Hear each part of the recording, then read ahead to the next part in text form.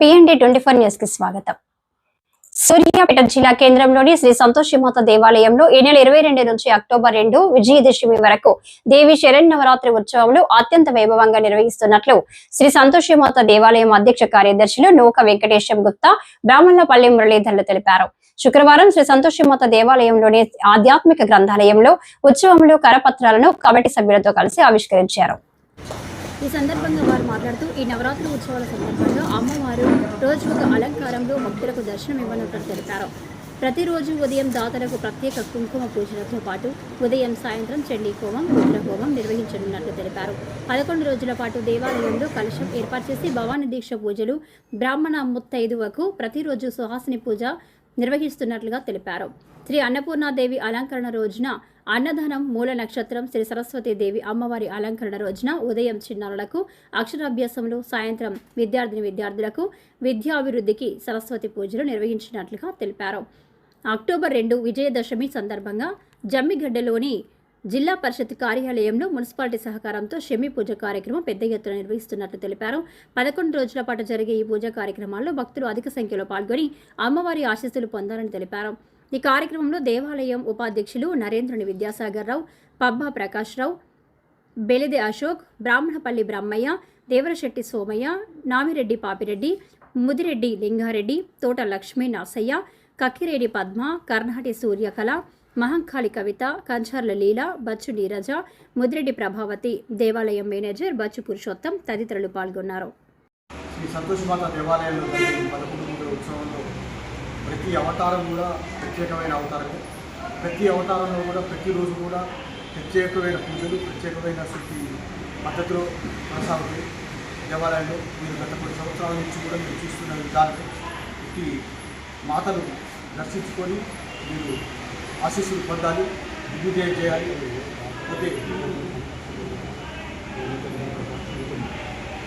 29వ తారీఖు నాడు సరస్వతీదేవి అవతారం. ఆ రోజు చిన్నపిల్లలకు అక్షరాభ్యాసం ఉంటుంది. దేవాలయంలో సంప్రదించి అందరూ కూడా మీ పిల్లల్ని తీసుకొచ్చి మీరు ఈ యొక్క పలకల్ని, పుస్తకాలని, పెన్నుల్ని సమర్పించి దేవి ఆశీర్వాదం పొంది మీరు పిల్లలకు ఆశీర్వాదం ఇప్పించాలని కోరుతున్నాము. ఇంకొక రోజు ప్రత్యేకించి అన్న విరాటం ఉంది. అన్నపూర్ణాదేవి 24/9/25 బుధవారం నాడు అన్నపూర్ణాదేవి ఆ రోజు అన్నప్రసాదం వితరణ ఉంటుంది. తప్పకుండా అందరూ హాజరు కావాలి. మీ యొక్క సమయాన్ని కేటాయించి ప్రత్యేకించి పూజలలో పాల్గొని శమి దశమి కాడ కూడా శమి పూజలో పాల్గొని మీ అందరూ కూడా కృతార్థులు కావాలని, అమ్మవారి ఆశీర్వాదం తీసుకోవాలని కోరుతున్నాను. గణేష్ జయ సంతోషమాత.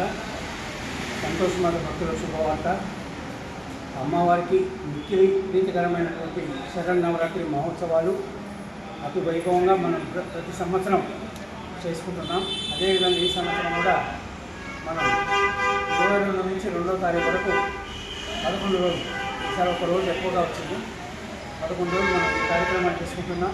ఇందులో భవానీ దీక్షాధారణ, అలాగే చండీ హవనం, రుద్ర హవనం, సరస్వతి పూజ, గాజుల పూజ, పసుపు కొమ్మల పూజ, మరి ఇత్యాదిగా ఎన్నో పూజా కార్యక్రమాలు 11 రోజులు కూడా వివిధ కార్యక్రమాలు మనం చేసుకోవడం జరుగుతుంది. చిన్నపిల్లలకు సరస్వతి పూజ, మరి అలాగే అక్షరాభ్యాసాలు, జమ్మిగడ్డలో శివుడి పూజ కార్యక్రమం, ఈ విధంగా మనం కార్యక్రమాలు విశేషంగా మనం చేసుకోవటం మన అందరి అదృష్టం.